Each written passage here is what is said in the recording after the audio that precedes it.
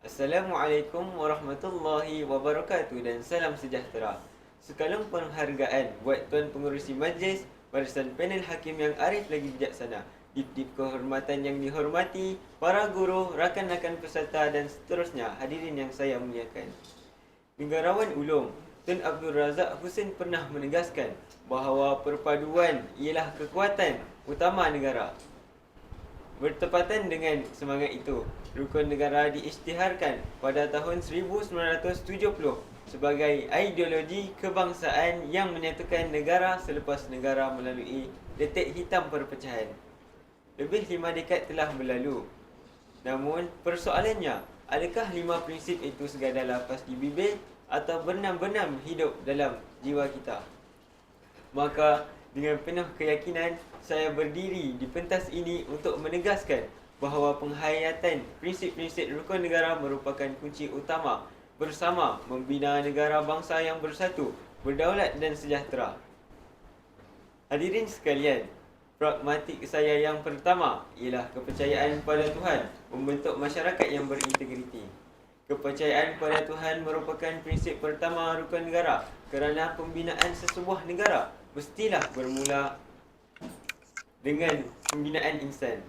Selaras dengan perkara 3 dan perkara 11 Perlembagaan Persekutuan, Malaysia mengiktirafkan Islam sebagai agama persekutuan di samping menjamin kebebasan setiap rakyat untuk menganut dan mengamalkan agama masing-masing. Peruntukan ini membuktikan bahawa negara kita dibina atas hormat terhadap kepelbagaian kepercayaan. Bagi memperkukuh keharmonian tersebut, pelbagai program dialog antara agama dan inisiatif perpaduan terus dilaksanakan oleh Kementerian Perpaduan Negara.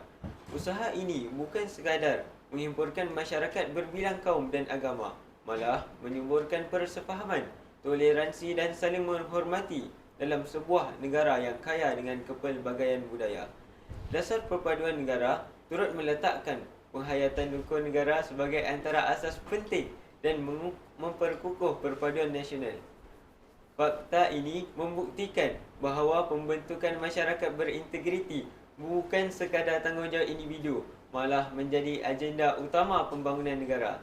Implikasinya, apabila rakyat berpegang teguh pada nilai agama, lahirlah masyarakat yang berakhlak mulia.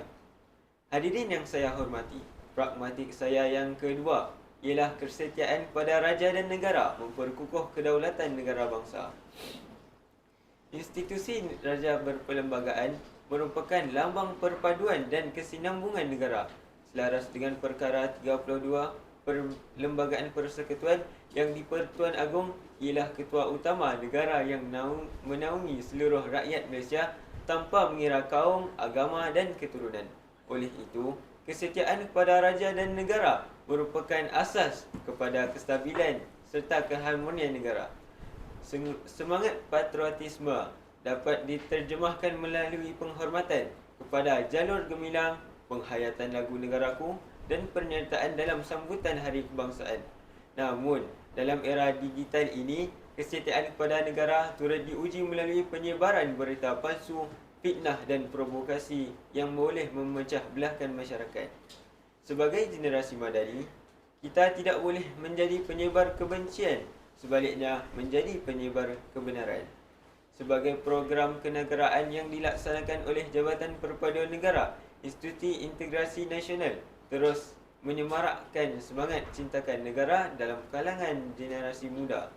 Program-program ini membuktikan bahawa patriotisme bukan sekadar semangat bermusim ketika bulan kemerdekaan, tetapi nilai yang perlu disemai sepanjang hayat. Kesannya, lahirlah rakyat yang menghargai keamanan, mempertahankan kedaulatan negara dan sanggup berbakti demi tanah air tercinta. Hadirin sekalian, pragmatik saya yang ketiga ialah kesopanan dan kesusilaan menyemai keharmonian masyarakat majmuk. Kemajuan sesebuah negara tidak hanya diukur melalui pencakar langit yang menjulang tinggi atau teknologi yang semakin canggih, tetapi turut diukur melalui akhlak rakyatnya.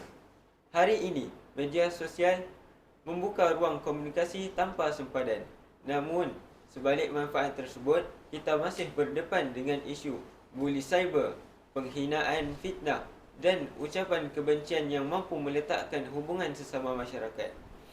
Situasi ini sesuai seperti peribahasa Melayu, kerana mulut santan binasa, kerana mulut badan binasa.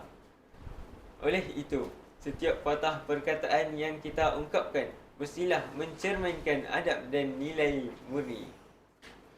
Pelbagai kempen kesedaran berkaitan etika komunikasi dan literasi digital terus dilaksanakan bagi membentuk masyarakat yang lebih berhemah ketika berinteraksi.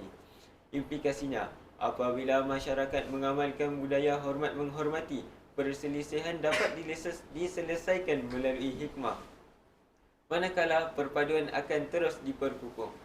Jelaslah bahawa kesopanan dan kesusilaan merupakan jambatan yang menghubungkan kepelbagaian rakyat ke arah pembinaan sesebuah negara bangsa yang aman dan harmoni. Hadirin sekalian, kesimpulannya, pembinaan negara bangsa bukanlah tugas pemimpin semata-mata, tetapi amanah seluruh rakyat Malaysia.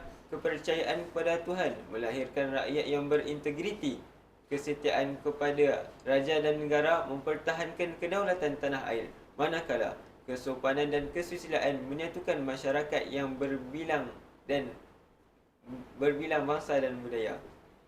Marilah kita menjadikan hukum rukun negara bukan sekadar ikrar yang dilafazkan pada setiap perhimpunan, tetapi kompas yang memandu setiap tindakan kita. Andai prinsip-prinsip ini terus subur dalam jiwa rakyat, saya yakin bukan sahaja akan dikenali sebagai sebuah negara yang maju, malah sebagai sebuah negara bangsa bersatu, berakhlak dan disegani dunia. Sekian, wabillahi taufiq wa hidayah. Wassalamualaikum warahmatullahi wabarakatuh.